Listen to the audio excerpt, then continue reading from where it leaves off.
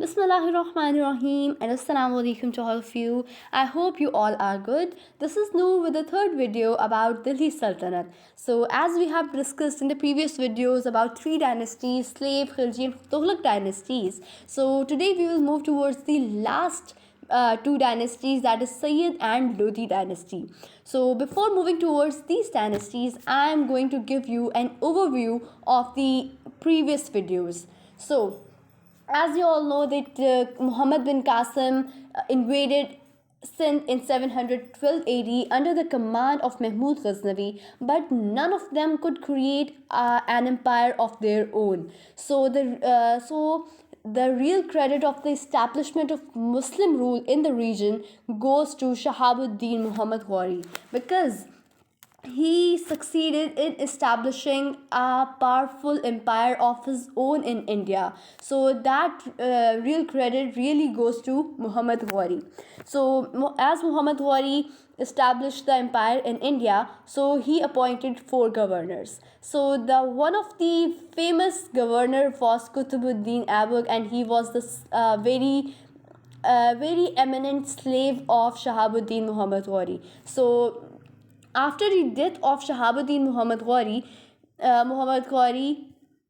Qutbuddin Aibak became the Sultan of Delhi, and he founded the first five successive dynasties in northern India in 1206.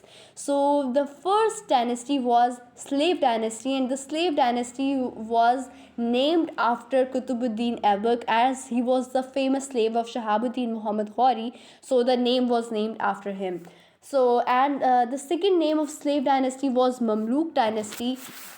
So we don't have to remember much of the things about Slave Dynasty. And the second one is that the last ruler of Slave Dynasty was Kaimur. So Kaimur was defeated by Jalaluddin Khilji. Jalaluddin Khilji overthrew Kaimur in 1209 and established his own dynasty, that is Khilji dynasty. Khilji dynasty was the second dynasty of Delhi Sultanate, and the last ruler of Khilji dynasty was Khusro Khan. And Khusro Khan was overthrown by Ghiyasuddin Tughlaq. Ghiyasuddin Tughlaq overthrew Khusro Khan and established his own dynasty, that is Tughlaq dynasty, and the third dynasty in 1320. So Tughlaq dynasty ended in 1414, and the last ruler was Muhammad Shah Tughlaq. But we consider that Tughlaq dynasty ended in 1414, but to know the real circumstances but to know the real circumstances that occurred during that period, that is very important, because in 1398 Nasiruddin Muhammad Shah Tughlaq was a Rashtrakuta, and he was ruling the northern area. But Temur, as you all know, that's very famous name, and he was the Turkish invader from Mongolia, and it is said that he was the descendant of Genghis Khan. So as you also know the Genghis Khan. So Temur was also very ruthless. Wherever he went, he will spread devastation and pain and worries everywhere. So in 1398, Temur invaded Delhi, and he devastated Delhi in a complete manner, and that it was said that Delhi was reduced to the mass of ruins. Nobody could be seen there, and nothing was there. It was just a mass of debris there, and Temur, after creating this mass of debris there, left the area and captured the Punjab.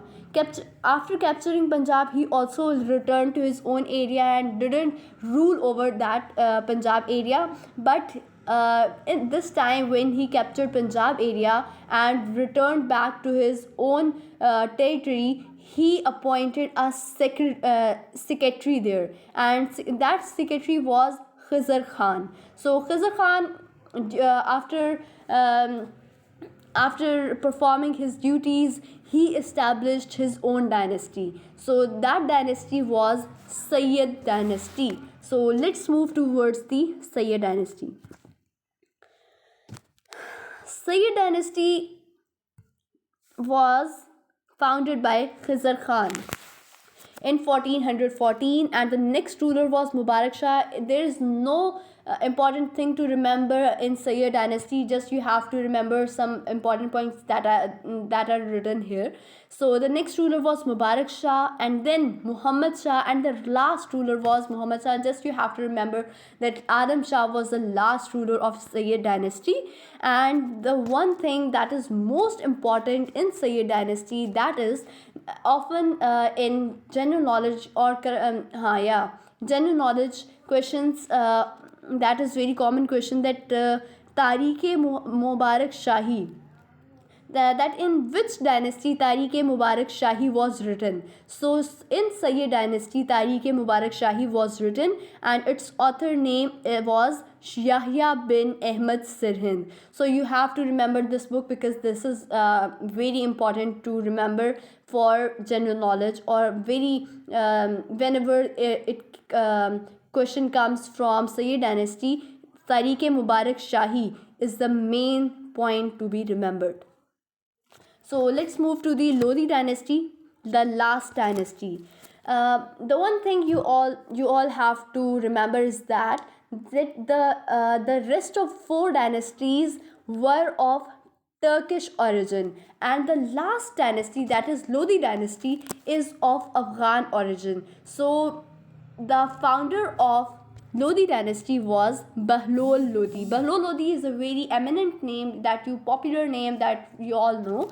So Bahlol Lodhi was the founder of Lodhi dynasty, who overthrew Muhammad Alam Shah, the last ruler of Sayyid dynasty, and established his own dynasty, Lodhi dynasty. Lodhi dynasty also didn't rule for so long, and it ended in 1526. But before moving to that date, we have to continue the remaining lesson of Lodhi dynasty. That is, the next ruler of Lodhi dynasty after the Bahlol Lodhi was Sikandar Lodhi, and Sikandar Lodhi founded the city Agra. That the main thing of Lodhi dynasty, I think that is very important to remember, that he founded the city Agra. As you know that Shah Jahan established Taj Mahal and Moti Masjid in Agra, but the city Agra was founded by Sikandar Lodhi in Lodhi dynasty, and he shifted the capital from Delhi to Agra. That's most important point of this dynasty. And he wrote the book Gul Rukh, as it is written here. Gul Rukh is the book was written by Sikandar Lodhi in Persian language. And the last ruler of Lodhi dynasty was Ibrahim Lodhi. And so the Lodhi dynasty, including the whole Delhi Sultanate, came to an end in 1526. And an important event linked with 1526 is that 1526 date is a very important date to be remembered by us, because in that year the Delhi Sultanate came to an end, and Mughal Empire rised, and Mughal Empire was established by Zahiruddin Muhammad Babur. In 1526, when the Delhi Sultanate or the Lodhi dynasty came to an end, Zahiruddin Babur attacked on Delhi and defeated Ibrahim Lodhi and established Mughal Empire. So that's how Delhi Sultanate came to an end, and it gave rise to Mughal Empire by Zahiruddin Muhammad Babur. And Zahiruddin Muhammad Babur was the first ruler of Mughal Empire. So that's how Delhi Sultanate came to an end. I hope that today's lesson will be very beneficial for all of you. So